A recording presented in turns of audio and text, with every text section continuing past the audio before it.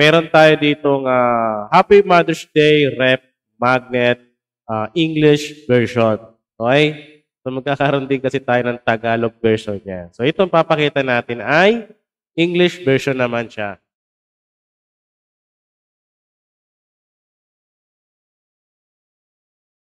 Bago natin guys ipakita lahat yung mga design natin para sa rep magnet natin, so i-explain ko muna siya para sa ating mga followers dyan sa ating page at sa YouTube channel natin at sa website natin.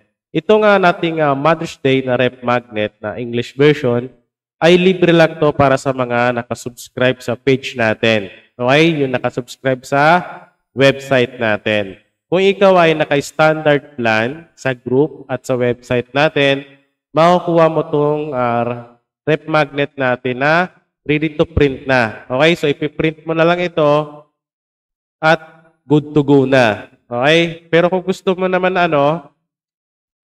editable na version, available siya sa premium plan sa website natin.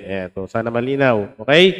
Pero dito sa ating ready to made na, as in ready to print na, ipiprint mo na lang siya. Pero kung i-edit mo, available siya sa ating naka-premium plan. So, yun ang pagkakaiba niya. Okay? So, goods naman na kung ipiprint na at ready to print na yan. So, print mo na lang.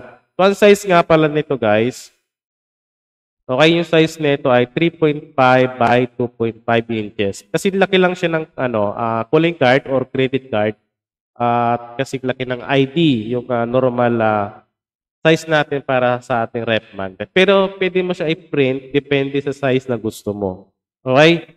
So ipakita natin yung 10 design natin. So meron ako ginawa dito na 10 piraso para sa ating rep magnet na Happy Mother's Day. Okay? So ayan. So dito sa ating format na to, template na to, or design na to, ready to print na ito. Ayan. And so, print mo na lang siya. Depende nila kung meron kang idadagdag o babaguhin, pero available yung template natin sa premium. Okay? So, yun ang pinagkakaiba niya. So, dito, pag nakuha mo to kung premium plan, pwede mo padagdagan or pwede mo edit. Okay? Yan. Pero kung naka-standard plan ka lang, good to go na yan. Print mo na lang. Wala nang edit pa, di ba? Kasi wala ka naman i-edit yan. Saka itong template natin na ito ay meron tong Pro Elements. Okay? So, ang makakapag-edit lang talaga na ito, yung mga naka-pro sa Canva. Yan. Kung hindi ka naman naka-pro at naka-free account ka lang sa Canva, ang kunin mo ay yung naka-PNG na ready to print na. Para pag ginamit mo, i-print mo na lang, di ba? Kasi kung hindi ka naman naka-pro at tapos naka-premium ka, hindi mo rin siya madadownload kasi nga mayroon siyang watermark. Di ba? Yan. So, message na lang kung meron kang tanong tungkol sa ating rep magnet. Pero ipopost natin yan syempre sa ating group at sa website. So, doon mo lang siya madadownload. Okay? So, mga hindi pa nakapag-subscribe sa ating group at page at sa website natin, yan, abil na kayo guys, 99 lang per month. So, madami ka na makakuwang template at design dito sa atin. So, makakarating yung 99 mo, di ba? Kaysa kung bumili ka ng mga template at design na individual, dito, araw-araw merong pinopost, kaya araw-araw makakuha ka ng mga template and design. Okay? So, 99 lang per month yan, standard plan. Pero kung gusto mo ng mga premium plan, 149 sa website. So, magdadagdag ka lang ng 49 pesos. Naka-premium plan ka na. Diba? Isang buwan yan. Okay? So, message lang sa may mga tanong.